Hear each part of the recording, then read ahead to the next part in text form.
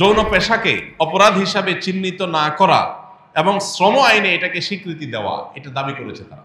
এই জিনিসটা তাদের কাছে এত বেশি গুরুত্বপূর্ণ যে এইটাকে তারা ৭৪ নম্বর পৃষ্ঠায়, ৩৭ নম্বর পৃষ্ঠায়, ১৩২ নম্বর পৃষ্ঠায়, ১৩৫ নম্বর পৃষ্ঠায়, ১৫৫ নম্বর পৃষ্ঠায়, অর্থাৎ পুরো সুপারিশনামার প্রতিটা পৃষ্ঠা বিভিন্ন জায়গায় তারা এটা লিখেছে। তার মানে তারা যে কোনো মূল্যে এদেশে পতিতাবৃত্তি এটাকে প্রতিষ্ঠা করতে চায়। তারা চায় মহল্লা এটা প্রতিষ্ঠা হয়ে যাক। ৩৪ নম্বর পৃষ্ঠায় আছে সংবিধানের অনুচ্ছেদ ১৮(২)-এ গণিকাবৃত্তি অর্থাৎ পতিতাবৃত্তির বিষয়টিকে বাদ দিতে হবে।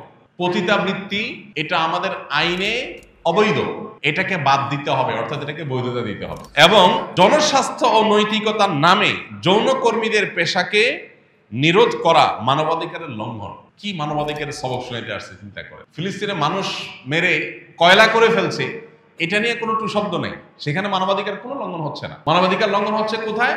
পতিতাবৃত্তি করতে না দিলে নাকি মানবাধিকার লঙ্ঘন হচ্ছে।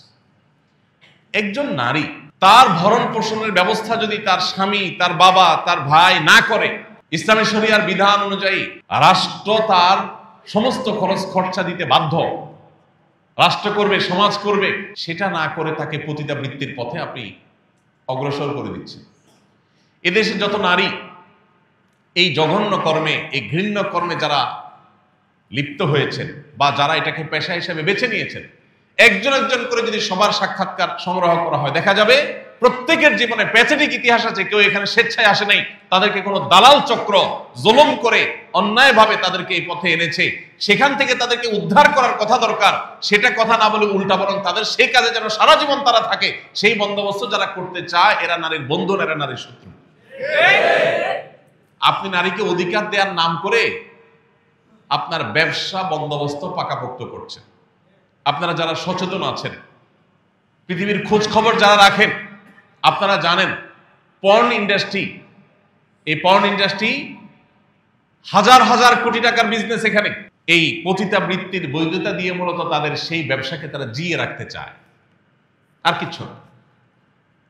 অতএব আমাদের দেশে যে সমস্ত মেয়েরা এই ধরনের নিগ্রহের শিকার, তাদেরকে উদ্ধার করতে হবে, তাদেরকে পুনর্বাসন করতে হবে, তাদেরকে থাকা খাওয়ার ব্যবস্থা করতে হবে, তাদের যথাযথ কর্মসংস্থানের ব্যবস্থা করতে হবে। সেটা না করে তাদের সেই কর্মে তাদেরকে অটল অবিচল রাখার জন্য আপনি যে দাবি তুলছেন, এটা তাদের অধিকার নয়, এটা বরং তাদেরকে তাদের যে অধিকার সেটা থেকে বঞ্চিত করা।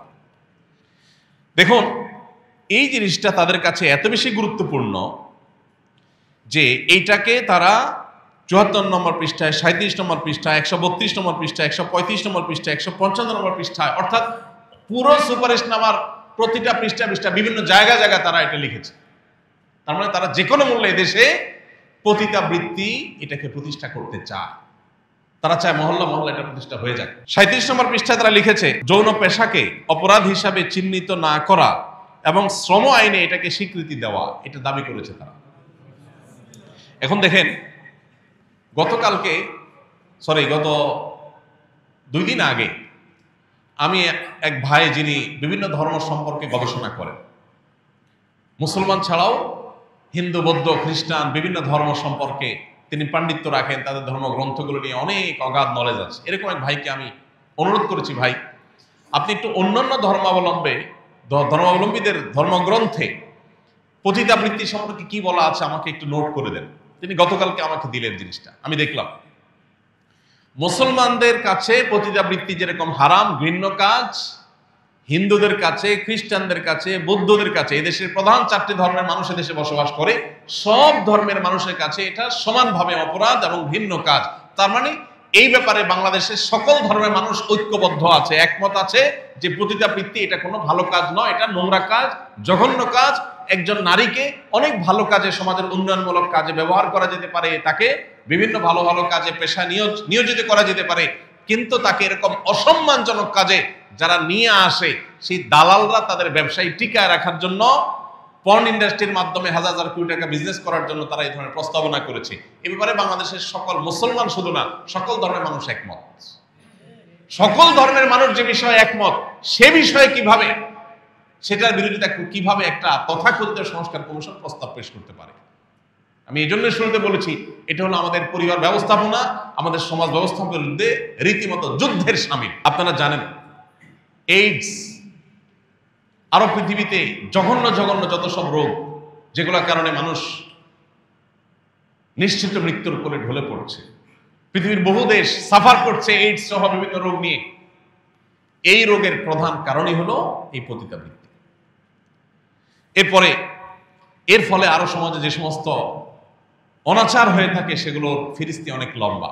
অতএব এইটাকে নাকি বই দিতে হবে, সে বিষয়ে তারা সুপারিশ করছে। বৈবাহিক ধর্ষণের কথা বলা আছে, একই জিনিস 9 নম্বর এবং 70 নম্বর পৃষ্ঠায় আছে। বৈবাহিক ধর্ষণ এটা এমন এক শয়তানি, এটা হলো বিবাহ ব্যবস্থাপনা ধ্বংসের, বন্ধ করার সবচেয়ে বড় পায়তারা। এমনিতেই দাম্পত্য কলহ ঘরে ঘরে, চুন থেকে পান থেকে নুন খসলেই স্বামী স্ত্রীর মধ্যে ঝগড়া বিবাদ, সেখান থেকে বিচ্ছেদ হয়ে যাচ্ছে, সংসারগুলো ভেঙে খানখান হয়ে যাচ্ছে। এরপরে আবার নতুন করে বৈবাহিক ধর্ষণের আইন যখন হবে, তখন কি হবে?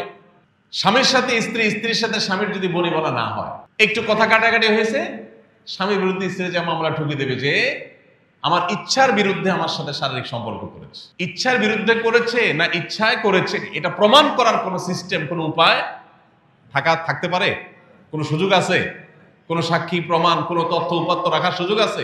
নাই। তাহলে কেন এটা চাচ্ছে? এটা চাচ্ছে হলো ঘরে ঘরে, প্রত্যেকটা ফ্যামিলিতে যুদ্ধ বাঁধাবার জন্য, প্রত্যেকটা সংসারে অশান্তি সৃষ্টি করবার জন্য।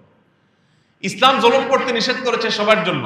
কোন স্বামীর এই অধিকার নাই, স্ত্রী অসুস্থ, স্ত্রী অপারক, জুলুম করে তার সাথে শারীরিক সম্পর্ক করার অধিকার কোন স্বামীকে ইসলাম দেয় নাই। কিন্তু একই সাথে স্বামীর চরিত্র রক্ষার্থে, সমাজ সুস্থ সুন্দর স্বাভাবিক যেন থাকে, সেই প্রয়োজনে একজন স্ত্রী তার স্বামীর প্রয়োজন পূরণের সদা প্রস্তুত থাকার নির্দেশ ইসলাম করেছে। অর্থাৎ প্রত্যেককে যার যার নির্দেশ ইসলাম করেছে। এখানে স্বামী স্ত্রী পরস্পরের মধ্যে স্বামী স্ত্রী সুলভ জোড়াজুড়ি, এটা সকল সমাজে, সকল সংসারের সকল মানুষের কাছে স্বীকৃত। কখনো কখনো স্বামী স্ত্রীর মধ্যে শারীরিক সম্পর্ক নিয়ে যেরকম মৃদু জোড়াজুড়ি গ্রহণযোগ্য পর্যায় পর্যন্ত চলে, অগ্রহণযোগ্য পর্যায়ে জোরম পর্যায়ে গেলে চলে না, ঠিক তেমনি ভাবে স্বামী স্ত্রীর মধ্যে টাকা পয়সা নিয়ে, মার্কেটিং নিয়ে, খাওয়া দাওয়া নিয়ে, শপিং নিয়ে, বিভিন্ন আপনার রেস্টুরেন্টে যাওয়া নিয়ে, কোথাও ঘুরতে যাওয়া নিয়েও মৃদু জোড়াজুড়ি হয়।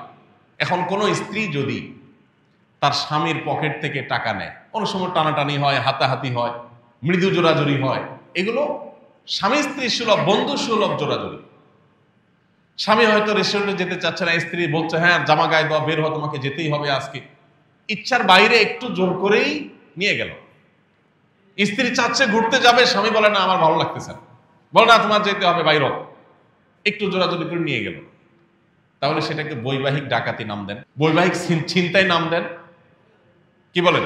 ঘরে ঘরে প্রত্যেকটা পরিবারে অশান্তি সৃষ্টি করার জন্য এই যে শয়তানের নীল নকশা এদেশে সুপারিশ হিসাবে পেশ করা হয়েছে, এটার প্রত্যেকটা পয়েন্ট, প্রতিটা লাইন পৃষ্ঠা আপনি পড়লে দেখবেন পুরাটা হলে আমাদের সমাজকে ধ্বংস করার একটা মহা আয়োজন। প্রিয় ভাইরা আমার, আস সুন্নাহ ফাউন্ডেশন, উম্মার স্বার্থে সুন্নাহর সাথে।